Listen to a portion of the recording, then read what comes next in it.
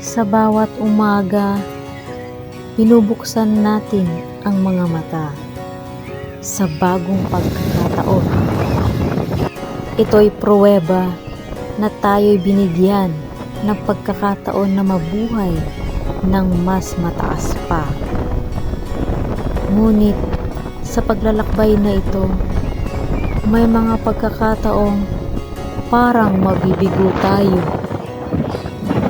May mga pagsubok at hamon na tila'y hindi natitinag ang buhay natin.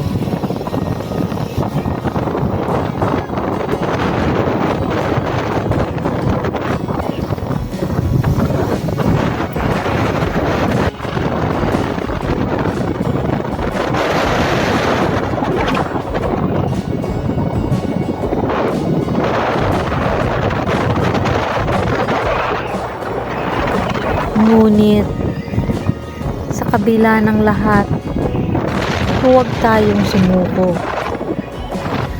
Isang malalim na paniniwala sa Diyos at sa ating sarili ang magdadala sa atin patungo sa tagumpay.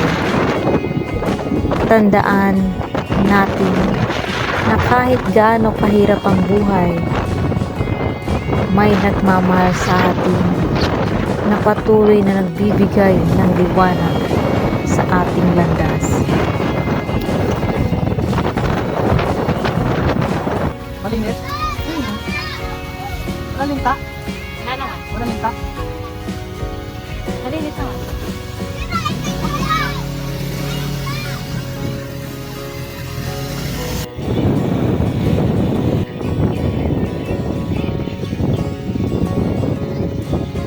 Oh?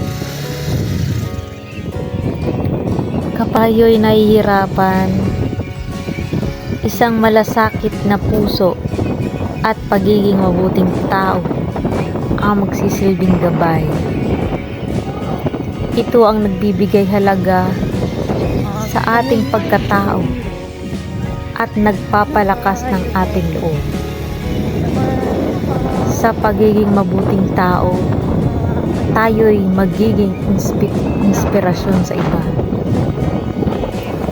At sa prosesong ito, mas napagtutulungan tayong mag-angat.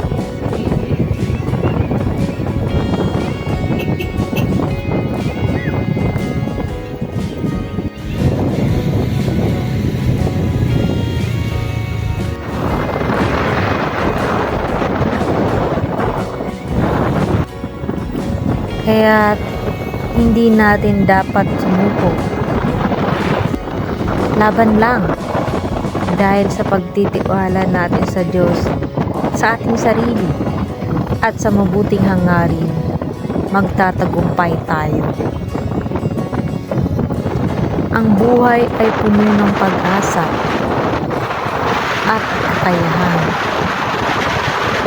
Huwag nating kalimutan ang ating mga pangarap at patuloy tayong magsilbing liwanag sa madilim na bahagi ng daan.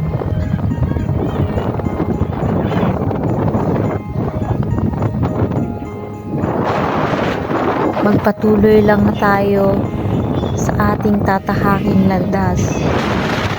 Patuloy na gumawa ng mabuti sa kapwa kahit tayo'y nahihirapan.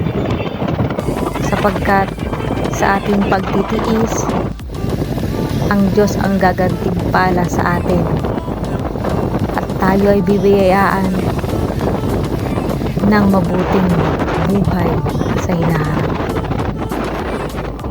Maraming salamat po at tayo magpatuloy sa ating paglalakbay